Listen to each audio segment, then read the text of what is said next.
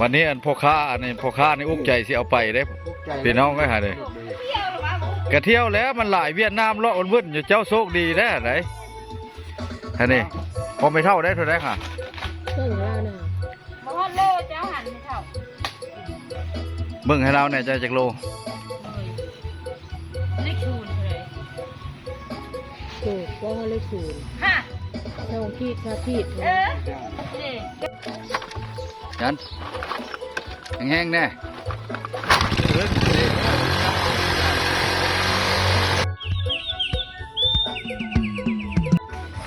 สิได้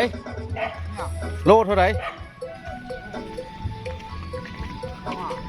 โว้ย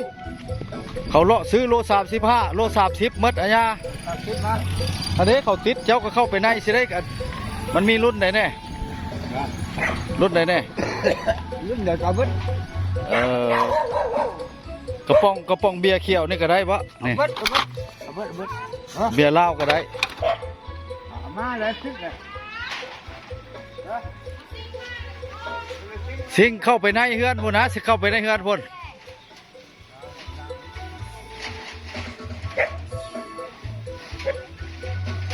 กระป๋องเบียร์ก็เป็นเงินพี่น้องเอ้ย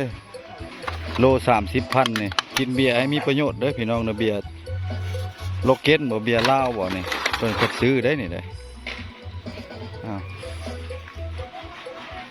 เพิ่นเลาะซื้อปองเบียร์พี่น้องบ่แปลงกำลังสิออกไปถ่ายคลิป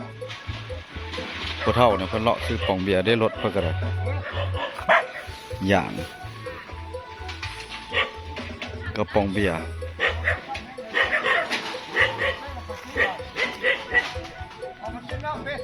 ไปติดในพนักซิงก็มีฮะมันหลายโลบอกว่ามันยะไปเข้าไปได้ปุ๊อันนี้เข้าไปท่านพมในเลยอันนี้ทางเข้าเราสิออกไปทางนั้นเลยมีบุกไปมีบ่แปลงก็ว่าสิออกไปถ่ายคลิปเนาะพี่น้องพอดีมาขายเล็กขายกระป๋องที่ว่าโลเขากินปีใหญ่สงกรานต์กินดึงกันนี่โล30,000เนาะอากาศเย็นจะหน่อยสิได้ออกไปเนาะอันนี้ก็เลยขายของอันนี้ซะก่อน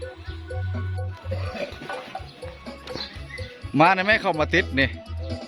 เขาเอามาแล้วฮะ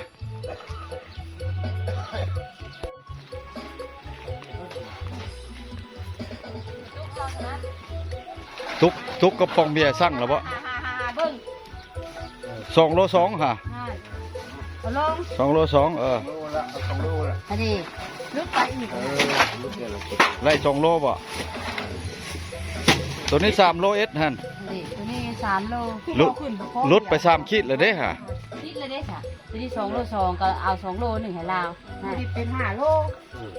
นี่เป็นลูกค่ะ3 ขีดนี่ก็บ่ให้เลยบ่ให้แล้วว่า3 ขีดก็ไล่เขาแล้ว 3,000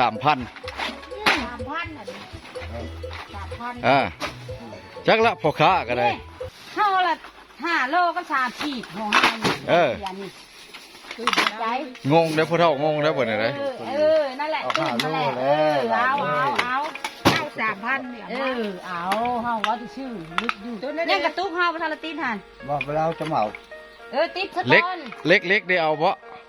เราจะเหมาจุกเด้อหาลูกเก็บมานี่ลูกเคยครับจุกเจ้าเราเฮาจะเหมาเด้อกระติดมันนักแล้วเฮาบ่อันจ่ายเงินไว้ก่อนแล้วจะได้อันเวียดมามันอันจ่ายไว้ก่อนรถบ่จ่ายนะโอ้ยจ่ายเลยเรื่องเฮาเหมานี่เขาบ่ตัวนะฮะเด้จักโลหั่นเอา5 โล5 โลเต็มเลยค่ะเช่น2 โลวันนี้อันพ่อค้าอันนี้พ่อค้านี่อุกใจสิเอาไปได้พี่น้องก็หาเลยกระเที่ยวแล้วมันหลายเวียดนามเลาะวุ่นอยู่เจ้าโชคดีได้ไหนอันนี้พอไม่เท่าได้เท่าไรค่ะเบิ่งเราเนี่ยบ่ฮอดโลเจ้าหันไม่เท่าเบิ่งให้เราเนี่ยจะจากโลเลขศูนย์เลยถูกว่าเขาเลยศูนย์ช่องขีดชาขีดบ่แปลงว่าสิไปถ่ายคลิปและขายกับปองเบียร์ก่อนพี่น้องเอ้ยพอเท่าเนี่ยเพิ่นเลาะซื้อปองเบียร์เพิ่นเนาะโล30 โอ้บ่แม่นกินหมาบ่นี่ฮะบ่แม่นกินหมาบ่เออเห็นบ่กินมันบ่เฮานะ เอานั่นแหละ กิโลครับ โล6ขีดชื่อแต่เก๊กมันเหมือนชื่ออันนี้มันก็บ่ได้แหละ เล็กได้เอาบ่เล็กฮะ ร้ายบ่เล็กครับ เล็กคางรถคางยังจะเข้าแปลงรถผมแล้วสิขายเมื่อถือเอาเงินไปอัดคลิปนี่เอาวะ ไปได้บ่เอาหนึ่งนะ โยเวียดอยากได้อยู่เฮาบ่ให้อันนี้อยากให้คนเจ้าอยากให้ผู้เฒ่าเจ้าคนผู้เฒ่าซื่อ ตัว35 30เลย35 ๆว่า35บ่ได้เราบ่ได้กำไรเนาะเจ้าไปส่งโลเท่าไหร่ซะ 38 38บ่แม่น40บ่ คิดไปลงเลย แต่อย่างยังโล8,000โอ้เงินเพิ่นหลายได้พี่น้อง โล6ขีดไล่บ่เนาะ โล6ขีดก็โลนึง30 6 5 30ก็พอดี30 35 85,000 บ่แม่ บ่แม่นบ่แม่นเว้ย โลนึงก็30 30 ก็6ขีดแล้วก็63 36 18 48,000ขอ50เลยแหละอ่ะ ลูกไปละว่า มาลบนี่บ่ได้เอาน้ำใส่ได้ได บางคนเขาเอาน้ำเศษปลอมเป็นอย่างได เดินจ้ะผู้ยังเงินหลังนะ ขายโลก่อนพี่น้องให้พ่อเฒ่า เล็กนะเอาเนาะ เอาเล็กครับ ไปเอาเพิ่นสิจ่ายเงินเลย เงินหลาย150,000วะ150,000จอดอันนี้กินเบียร์แล้วยังมีประโยชน์เด้อยังเก็บไว้ยังได้คืนเนาะเอาหลายๆเป็นยังหลายอยู่ปองเบียร์ค่ะ ข้างอุกใหญ่เนาะเต่าเดียวนี่นะ เบาๆนึงนะพ่อเฒ่า เบาแล้ว จะบอกว่าอย่างละวะ ฮะ ใช่นี่ โอ้ย ยากทุกวันน้ำไปเอ้ย ปิดนะเอาหน้านั้นมาเทินนี่บ่มันหก เมาวะ มันหกปลาลายใช่อยู่ลายเหี่ยม ทับเนาะอันนั้น นั่นเองครับ ว่าสิไปถ่ายคลิปพอดีเพิ่นมาซื้ออย่างพี่น้อง แล้วเอาพอบเดียวเด้อ อ่า มา เพื่อนบ่แปลงก็ถือว่าติดเล็กติดโลติดอย่างพี่น้องเฮ็ดไปหมดเด้อพี่น้องเนี่ยได้สิเอาตัวรอดเพิ่นว่าอกใจนะว่าสิเอารถไฟบ่ได้นะ อันนั้นฮันได้สิมาไหนเอาในห้าที่ถูกห้องตรงเบียร์นี่ก็คือที่ใดค่ะประชาชนเก็บตัวของเฮาก็ได้ฮะ เจ้าเบาๆนะเพราะเราจะมัดอันคานซะเลยนะเอาธงมัดใส่เลย มัดใส่ละขี้ไปเลย เจ้าก็ไปส่งของเฮ็ดสิ่งค้ำมันบ่ จะไปส่งที่เฉยครับ สิ่งค้ำบ่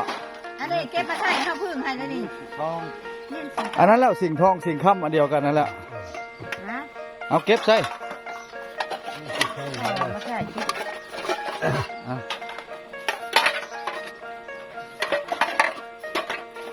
ตัวใดมีปองเบียร์มาขายเพื่อนพี่น้องกินเบียร์อิ่มเลยเพื่อนซื้อพอเท่ามัดใส่ เนี่ยหมัดวันนี้เท่าเจ้าไปคิดได้นี่หรอวะหมัดก็ได้ก็ได้เนาะ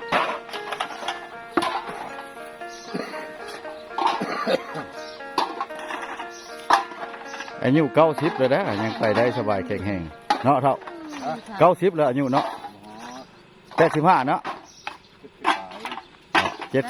70ป่ายเพิ่น เอาวันนี้ค่ะ ไป มัดวันนี้ถ้าเอาอันนี้มา มัดในเรา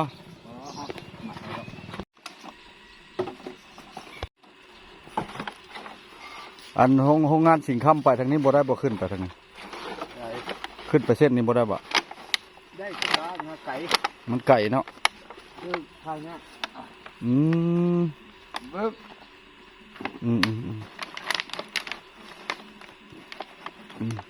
รถนี่ก็รถจีนได้ผลใช้นี่พี่น้อง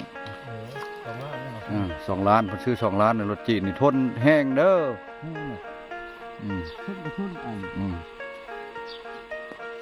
รถจีนแล้วแม่นนึ่งแล้วแม่นปะใส่กับบอยากเสียบอยากเหี้ยบอยากเสียพี่น้อง รถไทยเลยจากเสียเนาะเพราะว่าราคามันก็ค่อนข้างสูงรถจีนนี่ละซ้ำนี้ก็2 ล้าน2 ล้านก็ตกอยู่ใน2 ล้านเนาะประมาณ 3,000 ปลาย4,000หอนบ่3,000 ปลายเนาะ3,500เพราะว่าเงินซุมื้อนี้มันเลท163เนาะ1,000ต่อ6,300,000พี่น้องเลทไทยอันถ่ายว่าจะออกไปถ่ายคลิปเนาะว่าแปลงก็เลยเห็นพระเท่าแล้วก็เลยขายอันนี้ซะก่อนแล้วก็หลายวันแล้วก็บ่ได้ให้ FC เบิ่งหรือว่าพี่น้องติดตามเก่าติดตามใหม่เบิ่งวิธีชีวิตเนี่ยมันก็ต้องได้ใช้ดำรงชีวิตเฮ็ดพักเฮ็ดหญ้าแล้วแต่เอาตัวรอดพี่น้องมันก็ต้องเฮ็ดแบบนั้นสำเร็จละติดบัดนี้สตาร์ทเธอหน้ามาใหม่เด้อเธอหน้าละมาเข้ามาอยู่เลยเธอหน้าละมาใหม่ยันแห้งๆแน่